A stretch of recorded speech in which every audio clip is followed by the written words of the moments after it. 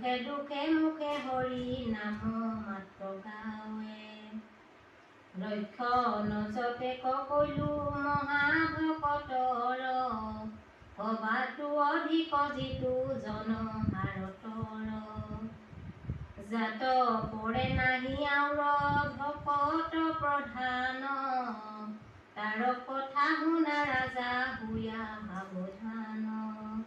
ইয়াত এটা কথা কৈছে যে মহাভকতৰ কথা ক'লে শুনা ৰাজা যেন আৰু তাসমবাৰৰ বাক বিষয় আলাপত পাপ জানি চাউৰি তাপ লয়া মহা সাধু সংগ সদায় শুদ্ধভাৱে সুখে দুখে মুখে হৰি নাম মাত্ৰ গাৱে। তাৰমানে মহা সাধুজনে মহাভক্তজনে কি কৈছে বিষয় বাসনা এইবিলাক নামঘৰলৈ আহিলেও তেওঁ এই কথাবিলাক আলাপ আলোচনা নকৰে, কাৰণ বিষয় এই আলাপবিলাক পাপ বুলি ভাবে। সেইকাৰণে তেওঁ সুখে দুখে সদায় ঈশ্বৰৰ নামটো গুণানুকীৰ্তন কৰি থাকে।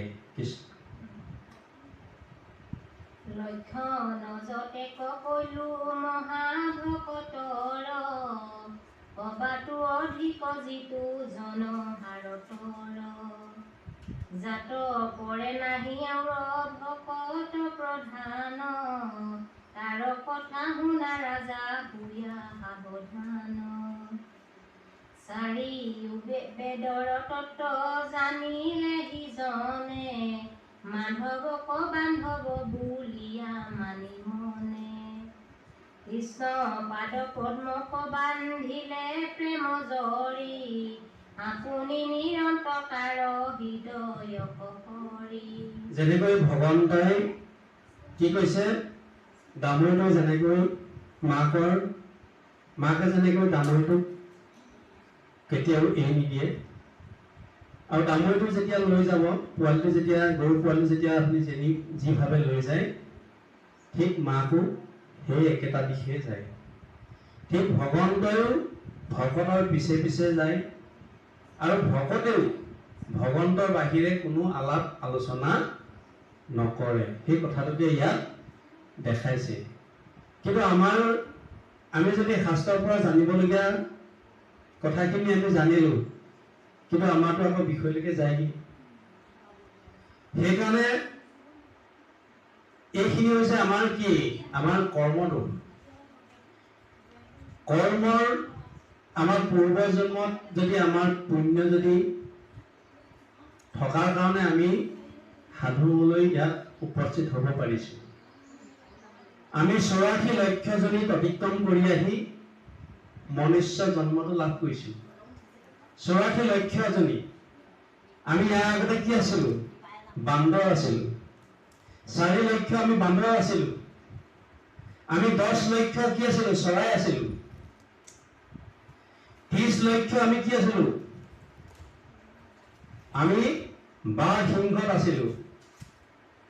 এনেকেদি আমি 84 লক্ষজনীক অতিক্ৰম কৰি আহি আমি মনুষ্য জন্মটো লাভ কৰিছোঁ। এই মনুষ্য জন্মটো আমাৰ দেৱৰ দুৰ্লভ মনুষ্য জন্ম। বহুত পুণ্য ফলতহে এই মনুষ্যত আমি লাভ কৰিব পাৰিছোঁ। আৰু মনুষ্য জন্মটো আমাৰ এবাৰহে আহে বুলি কৈছে। কিন্তু আকৌ যদি আমি আগৰ যেনেকৈ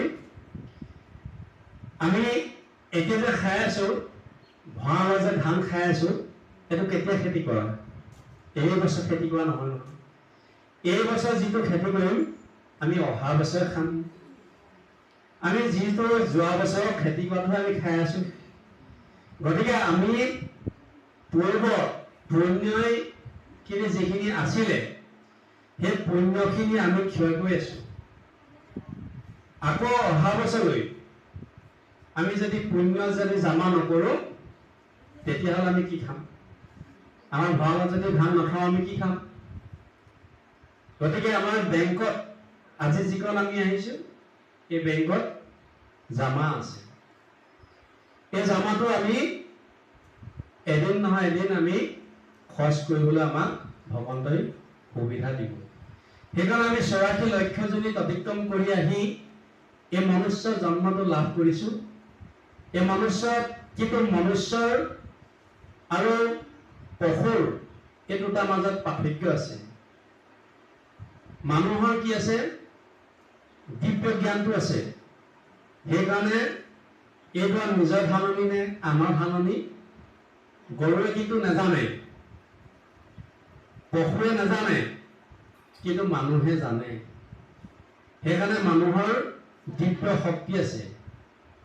আৰু এই দিব্য শক্তি থকাৰ পাছতো এচাম মানুহে এই কথাখিনি নাজানি পাহৰি বিভিন্ন কৰ্ম কৰি পাপ অৰ্জন কৰে। আৰু সেই চাম মানুহৰ কাৰণে এই ধৰ্মগ্ৰন্থ, ন্যায়, আদাল এইবিলাক ব্যৱস্থাটো কৰি থৈছে। সেইকাৰণে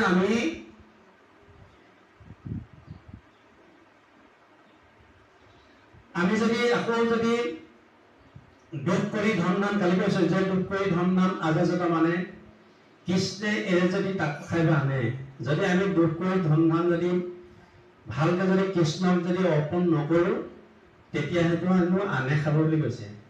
কোনে খাব? চোৰ ডকাইতে খাব, পুলিচে খাব, ডক্টৰে খাব, ইত্যাদি ইত্যাদি বেলেগে খাই বুলি কৈছে। সেইকাৰণে নিজৰ আমি এতিয়া আইগৰাকী আনিলে, মাহ প্ৰসাদ আনিছে, ক'ত লগাইছে? কৃষ্ণক অৰ্পণ কৰি দিছে। সেইকাৰণে আমাৰ প্ৰতিটো অন্ন, প্ৰতিটো দ্ৰব্য আমি কৃষ্ণক অৰ্পণ কৰিছো। এই এক গুণ লগাইলে সহস্ৰ গুণ হয়। আমি এক গুণহে দিছো, কিন্তু ভগৱন্তই আমাক সহস্ৰ গুণ দিব গৈছে। তাৰমানে এইটো জামাহে হ'ল। আজি আমি সহায় ভাগ দিছো, আমাক খৰচ হ'ল বুলি ভাবিছো, এইটো খৰচ নহয়। ইয়াৰ কেইবাগুণো আমি লাভ কৰিব পাৰিম। এই লাভ হোৱাৰ পিছতে আমি এক গুণ লগাইলে সহস্ৰ গুণ হয়, নাজানি মুণ্ডকে ধন সঞ্চয় কৰে। আনৰ কৰ্মে লগাইলে যতেকো সি বিঠা, আনুগমত যদি লগাই সেইটো হেনো বিঠা কৰ্ম বুলি কৈছে।